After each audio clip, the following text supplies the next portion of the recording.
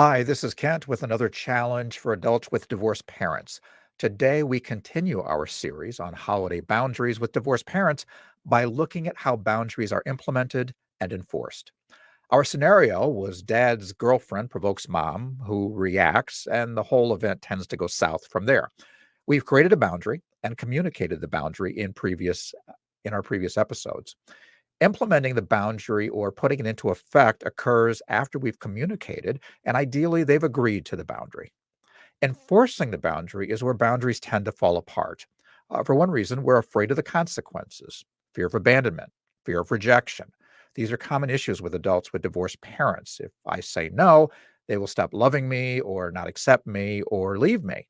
And we don't want that. We also may not like the consequences. Not having mom or dad at the next event is not what we want. It's not ideal. We also don't want to enforce boundaries because of guilt. We don't want to hurt them. We don't want them to feel bad.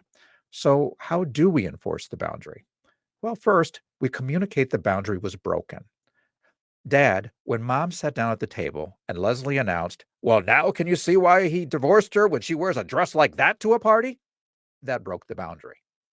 Second, remind them of the consequences of the boundary.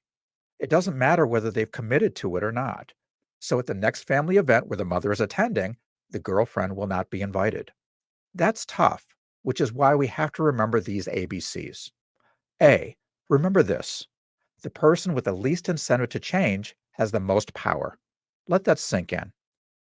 B, it's not fair that the person with the least incentive to change has the most power.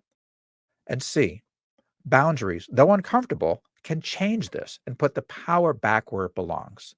The Bible says, "I prayed to the Lord and he answered me. He freed me from all of my fears." And if you're applying a boundary in love and not fear or anger, it doesn't mean you're not going to get pushback. It just means you can have peace with the boundary. Next, in our last video in this series, we'll look at how boundaries are reviewed.